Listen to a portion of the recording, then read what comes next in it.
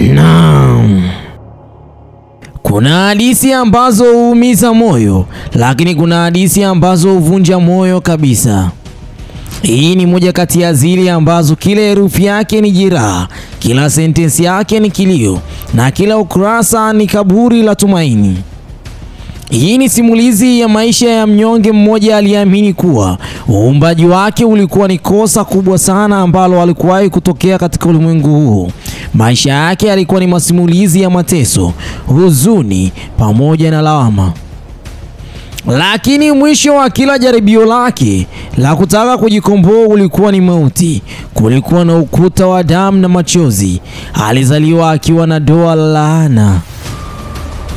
Aliishi kama kivuli kwa watu wengine mpaka alipokuja kufariki. Alifariki akiwa hana hata jibu kutoka kwa aliyemuumba, aliyeziumba mbingu na nchi.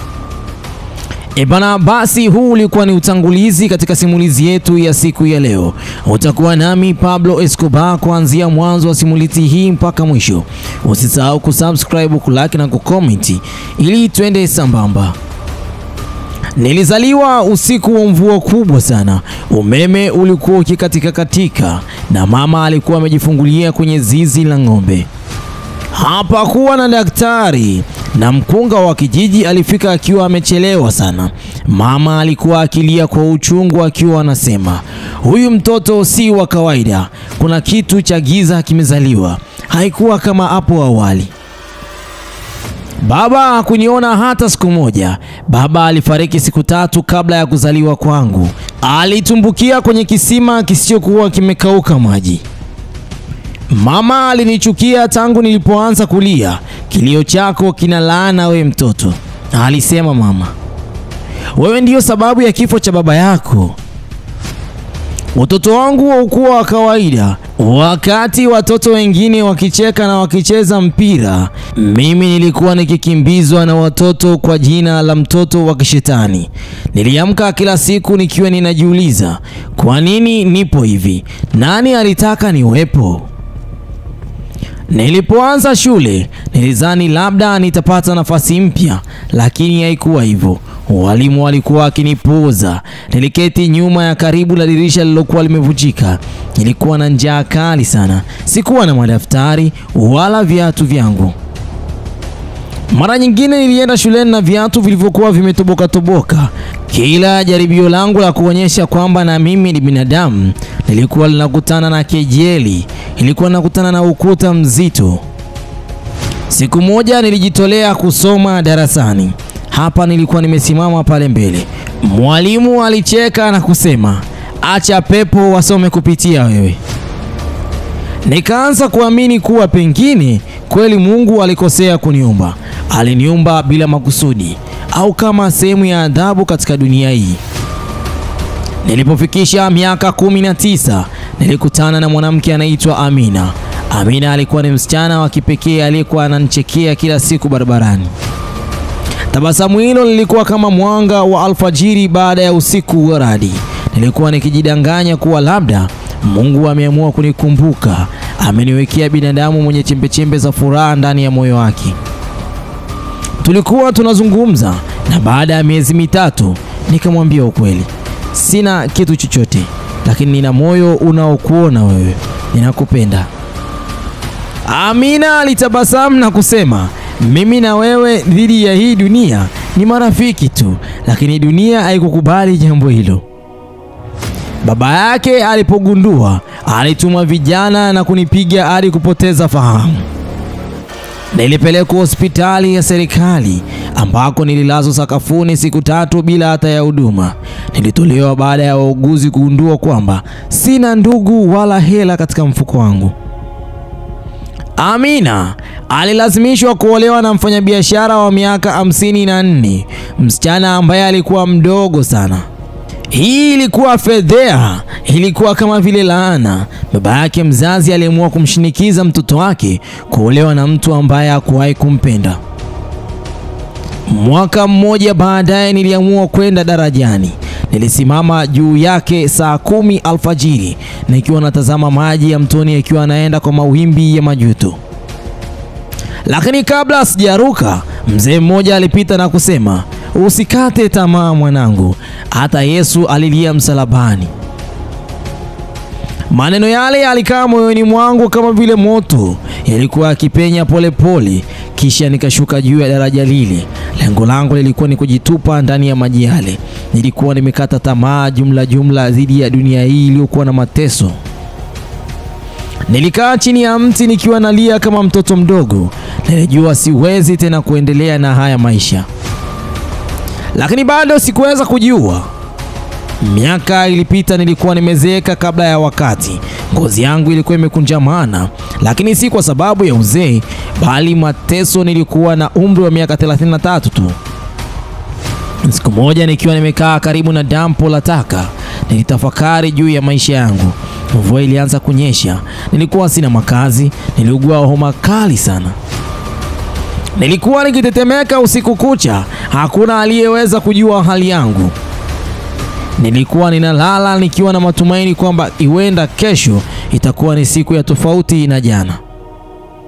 Lakini kabla hata hiyo kesho kufika, usiku ule ule mauti yalinikuta.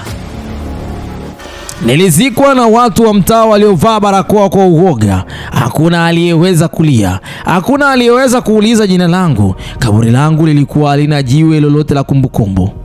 Lakini kama kuna nafsi ambayo hupaa, basi yangu haikupaa kabisa. Ilikuwa ikilia sana ikiwa inasema, Mungu, kama kweli uliniumba kwa bahati mbaya, mbona uliamua niteseke kila siku ya maisha yangu?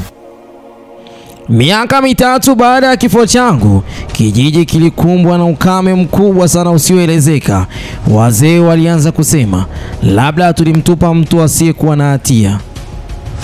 Labda huyu kijana tunamkumbuka kwa jina la laana, alikuwa ni neema ya Mwenyezi Mungu iliyokuwa imejificha.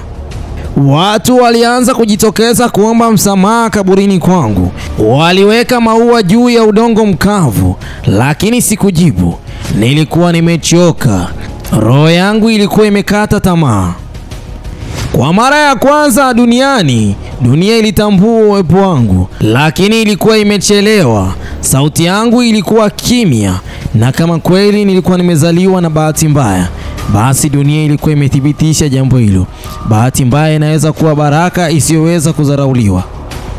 Usiku mmoja kabla ya kifo changu, nilipata ndoto ya ajabu. Nilijiona nikiwa mbele ya kiti kikubwa cheupe penye nuru kali iliyoweza kuunguza macho yangu. Kulikuwa na sauti za ajabu iliyokuwa ikioji, je, kweli uliamini kuwa uumbaji wako haukuwa na maana? Nikajaribu kujibu, lakini sauti yangu haikuweza kutoka. Nilihisi machozi yakiwa yananitoka, lakini sura na sauti ile ilizidi kuongezeka. Mateso yako hayakuwa kosa, bali daraja la wale waliokuwa wamepotea. Kupitia wewe dunia nzima itakukumbuka, na itakumbuka huruma pamoja na matendo yako yote. Nilipoamka niliogopa sana. Nilikuwa nikilia kwa uchungu, lakini ndoto ile ilikuwa ina kitu ndani yake. Sikujua ni nani, lakini kilikuwa kitu kama vile kinawaka moyoni mwangu, kama vile mwangaza wa mwisho wa maisha yangu. Baada ya kifo changu, mwanamke mmoja aliweza kutunga nyimbo. Nyimbo hizo zilikuwa za ajabu kuhusu kijana aliyekufa kama kiburudisho cha mateso ya dunia. Alisema aliweza kuonekana ndotoni na alikuwa anaimba. Alilia kabla ya kuzaliwa kijana huyo. Aliteseka kabla ya kutembea kijana huyo. Kifo chake kilikuwa ni baraka ya watu walioweza kumsahau. Laiti kama tungejua, tungemuita mtu mwenye baraka, lakini sisi tulimuita laana. Tulipoteza malaika tuliyekuwa tunamuona kama mzigo katika jamii.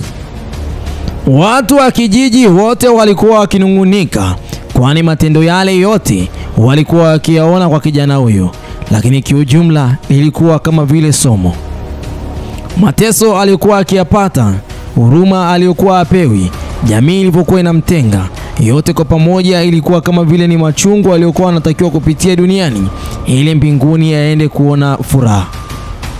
Bana, katika simulizi hii usimnyoshe mtu kidole usiyemjua. Wapo vichaa wengi barabarani tunawaona. Wapo watu wengi wanapitia changamoto nyingi sana, ila tunazopaswa kulifanya tu sisi tu play part yetu. Kama ni kutoa msaada, tutoe msaada. Baada ya hapo, achana na mtu huyu, usimnyoshie kidole usiyemjua.